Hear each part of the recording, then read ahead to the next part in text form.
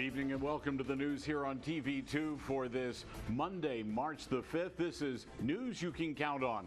We have a lot of stories for you tonight. The governor is working for all of us at the Seatrade Convention in Miami. There was a fuel leak at WAPA. It might have cost you your electricity. A cement truck topples over. That's a rock of a story. And we've got more news coming for you about Sandy Point that's reopening. I'll have all the news for you in just a minute. First, this.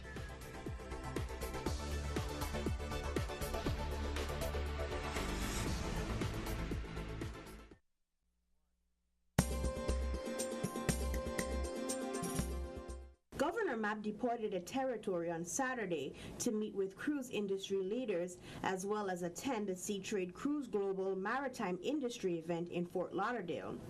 Seatrade is expected to host over 11,000 cruise professionals. It has been 6 months since the territory was impacted by Hurricanes Irma and Maria. The Department of Tourism has been working to keep the Virgin Islands a viable destination in the cruise industry. Seatrade attendees take part in learning innovative business solutions across various sections of the cruise industry that include environmental sustainability, hotel operations and concessions, and port destination features. Several senators attended last year's conference, and this year, 11 senators from the 32nd legislature are attending. Public scrutiny has risen over the amount of senators attending the event on taxpayers' money. Well, of course, the Seatrade Convention is the place where our governor can go and talk to the leaders of the Florida Caribbean Cruise Association and the executives in charge of the different cruise lines. It's time for him to put our case on the table and tell everyone about how we're back. A lot of people in the United States think that the Virgin Islands got flattened, and we, of course, know how much work has gone into making our cruise dock and our cruise destination and all of our tourist sites back and ready for everybody to come visit. So the governor's there selling our story. But in addition to going, the governor's also going to pay a visit on some of the local Virgin Islanders who moved to Florida right after the storms. He wants to reach out to some of those people and see how many can get to come back. We have news coming up now about the fuel leak at the Water and Power Authority. The Virgin Islands Water and Power Authority in St. Thomas St. John District experienced service interruptions due to a fuel leak. According to the authority, the petroleum leak originated at a commercial depot at the subbase area on St. Thomas. The authority stated that the petroleum product made its way to various manholes around the subbase. The manholes house WAPA's underground transmission cables that provide electrical services to substations in Long Bay, Tutu, and the island of St. John. WAPA further informed that the fuel leak and the threat to its underground facilities forced them to engage in an emergency interruption. WAPA implored that the staff and other government response agencies' representatives are overseeing the pumping out of the fuel product from the manholes. Well, now you can't help but notice that this was a mess. If you were in the dark on Sunday evening in the East End or St. John, you know there was a problem. In the subbase area, the whole area was cordoned off. Police officers stopping people from going into the subbase area because the fuel that leaked out of a tank, we think it was Puma's, ended up in the manholes. And the manholes have the electrical wires that connect the Harley Power Plant to the East End. You really can't have hot electrical wires with fuel around them. They could start a fire, and that would have been way worse. So the WAPA personnel pumped all the fuel that leaked into the manholes out of the manholes and restored service. Maybe we need to think about undergrounding all of our wires, because if they all go underground, we run the risk of having more events where the manholes fill with undesirable stuff. There was a cement truck driving our roads. It fell over. Maybe it's a big rock. Watch this. A cement mixing truck toppled over at the Christiansted Mount Welcome Road intersections. Residents on the scene state that the driver was assisted out of the truck and received bruises from the accident. The driver was taken in an ambulance, according to an eyewitness at a nearby business. I was working at St. Croix training, and I was at my base, and I hear some kind of big noise, so I came out, ran out. When I run out, I look over, had a man inside there, and he was kind of stuck. And well, others people trying to help, but when they see they started smoke, everybody back up. So I didn't give up. I take off my shirt and just work myself going, trying to take him out and get him put out. His foot was stick between the steering wheel, between this chair. So it's kind of worked out that he got out and he was all right, but there was a lot of bruises on his head and stuff like that. And come back. Well, it certainly is hard on the driver, and our thoughts go to him at the hospital with his injuries from the fallen truck. But a big cement truck going around the corner can tip over. And if it does, think about all the cement inside. It has to be moved constantly or else it turns to solid rock. Well, we hope the driver recovers from this, and we hope whoever was trying to build their cement building or structure got cement from somewhere else. We've got weather and sports coming up for you in just a second right here on TV2. It's news you can count on.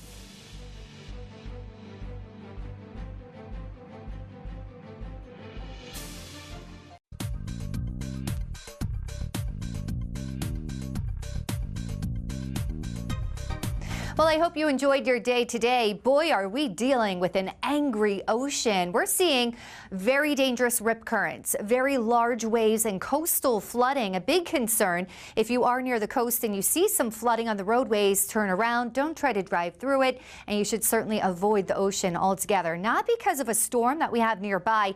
It's actually a very powerful low pressure system that's far to the north of us, but it is just wreaking havoc all throughout the Caribbean. Now, as far as our actual weather, things are looking pretty nice, actually. It's going to stay dry and warm, very pleasant conditions. You can see maybe a few clouds around, but as far as precipitation, it's going to stay pretty dry, just not the best swimming or boating conditions. That is for sure. It's downright dangerous, actually. So for tonight, we're at 70 degrees, mainly clear skies. St. John's tomorrow, a gorgeous day, 80 degrees, mostly sunny, a great time to get outside and enjoy it. St. Thomas, 80 degrees, mostly sunny and nice, and also in St. Croix, very beautiful, nice with some sunshine. Temperatures at 81 degrees.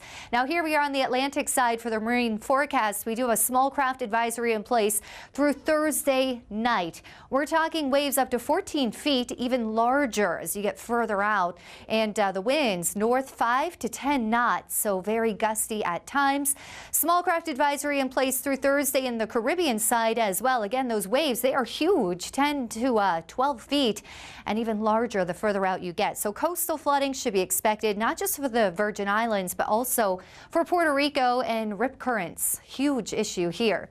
So through the week, really, it's going to stay mostly dry. Could see a stray shower on Thursday. That's when our trade winds are going to start picking up. Just light, nothing major, but could see an extra shower or two. Friday and Saturday, it's going to become awfully humid and staying dry and sunny, near gorgeous conditions. Temperatures are slowly on the rise. By the end of the week here, we'll be at 83 degrees. Have a great night. I'm Gary Anthony, and this is News 2 Sports. Happy Monday. Jarrell Cotton is a St. Thomas native currently pitching for the Oakland A's in the American League West. The 26-year-old right-hander is vying for a spot in the A's starting rotation this spring and hopes to build on a 2017 campaign where he went 9-10 with a 5.58 ERA. In a News 2 exclusive, I spoke with Jarrell from the A's training camp in Mesa, Arizona, where he discussed his goals for 2018 and more. Yeah, it's the Cactus League. It's going good. Like I said before, I had a good game my first time out, and my second time out wasn't the best. But still figuring things out, still grinding, still trying to compete for a spot. And you're gonna have your ups and downs, but that's what job's about. But is there anything specifically that you want to work on for 2018? Yeah, just commanding the fastball and pitching with confidence no matter what. I think that last year, some games I will pitch well, some games I won't, and I just want to be my A game every time. If I go out there and I pitch my best, win or lose, then I can go to sleep knowing that I did my best. But if I go to sleep saying to myself that I should have did this, or I should have did that, then, you know, I'm going to have to regret going to bed, and I don't want that anymore. I just want to, good or bad, just do my best. That's what I want to be this year. You have a pitching idol growing up? Oh, Pedro Martinez, of course. You know, I watched that guy when I was living in Tortola in St. Thomas on WB11 when he was playing for the Mets, and when he was playing for the Red Sox. That was the only pitcher that I watched. Yeah, we have some comparable things. The year I was born, that was the year he debuted. The same number, the same changeup, same kind of cutter, curveball, and I mean, pitch. He's an animal. You know, one thing I want to get from him is his devastating mindset. I think his mindset is what took him over the edge. I think that's what I need to work on so I can be a dominant pitcher in the big leagues. And like I said, it's work in progress. I mean, I grew up in the Virgin Islands where everything was super chill, laid back on the beach, and I have that mindset right now, but I want to get the aggressive mindset to where I can be that bulldog on the mound no matter what. I say hi to all my coaches, all my family down there, and all the people down there. I mean, after the hurricane, they came together and did a great job. Just keep it up and just wishing them the best, and I'm going to go out there and have a great 2018 season for them. Good luck, Jarrell. We are pulling for you. For News 2 Sports, I'm Gary Anthony.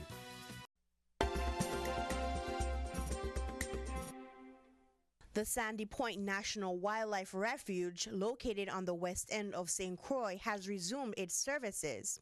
Temporary road repairs have been completed, and the refuge informed that they will open on Saturdays and Sundays from 10 a.m. to 4 p.m., as well as on days that visiting cruise ships are in port. The wildlife refuge is managed as part of the Caribbean Islands National Wildlife Complex, whom provide habitat and protection to threatened and endangered species, with particular emphasis on the leatherback sea turtle. Since 1997, through the refuge, the Turtle Watch Education Program has been offering youth and community groups escorted night visits to view female leatherbacks turtles laying their eggs and watching hatchlings emerge from their nests. This is really great news. Sandy Point reopening. That means one more thing is fixed following the damage done by the hurricanes. Now, there were a lot of trees down, and there was damage to some of the roads, but that's been taken care of. The trees have been cut up, the roads have been fixed, and now people are once again able to go walk on the beach and enjoy one of the greatest places in St. Croix. This is particularly important because a lot of the cruise ship visitors who come to Frederiksted are looking for something really different than the things you find in islands that just have big cities to go visit. Sandy Point's a real magnet. Now, we have to remember that turtle nesting season's just about now and will be going on through the summer, and that means we have to be aware of the turtles and the turtle nests. What makes Sandy Point really valuable in the world is it's one of the few places where the leatherback turtles come ashore to lay their eggs. We've got it, we need to take care of it, and we have to make sure the leatherback turtles get back to their ecosystem and go back to being the turtles they need to be. We've got more news coming up about the Federal Reserve Bank. We have a special visitor coming to the Virgin Islands tomorrow and Wednesday.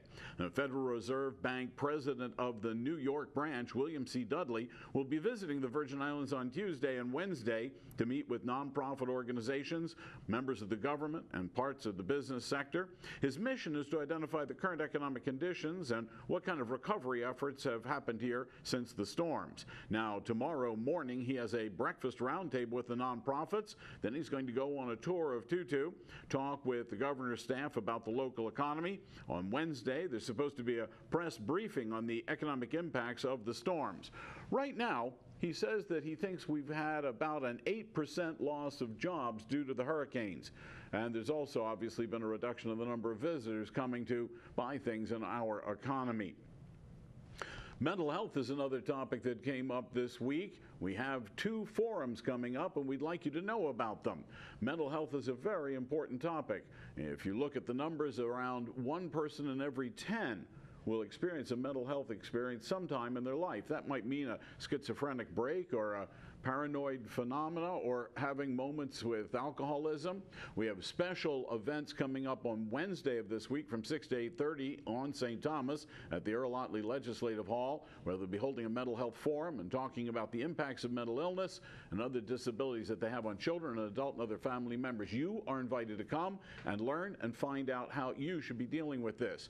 Then on Tuesday, tomorrow in the evening from 6 to 8:30 at the Cardiac Care Center on St. Croix, the Mental Health Forum will talk about the impacts of mental health and the things you need to know in order to deal with what might be a crisis in your family or your household. 1 person in 10 will have a mental illness experience in their life. All of us need to know about it. And stop and think. If you're looking around and you have 10 friends and all of them seem sane, could be you. Learn what you can tomorrow on St. Croix and Wednesday on St. Thomas. There is other news. The University of the Virgin Islands Board of Trustees met over the weekend. They approved a new online degree that allows students to take classes in interdisciplinary studies and strategic communication. Classes will begin on March 15th, and now the university brings 12 different individual programs to the Virgin Islands that students can take from their home. Moreover, students living in the States will be able to take these courses as well, online courses with the university. The source online tells us that Hotel 1829 on Government Hill is undergoing repair. Landscaping crews have been there working on what is one of the oldest properties in St. Thomas. They're clearing the land of debris. They're making plans to restore the original roof on the building, which was a flat roof. Years ago, someone added a peaked roof to it. That got damaged in the storm. They're going to put it back together the way it was. And speaking of construction, we've discovered that some of our schools have asbestos. Charlotte Emily High School seems to have asbestos in several classrooms. At the Ella Muller School and at the Julia Sprouse School on St. John, asbestos has been discovered because of damage caused by the storms. Now, it isn't a problem yet, because asbestos, when it's in place, isn't dangerous. But when asbestos gets broken apart or it begins to shred, then the fibers can be dangerous to people. So the plan is either to encapsulate it or build around it, or have special crews come in and remove the asbestos. Obviously, taking care of our children is a top concern.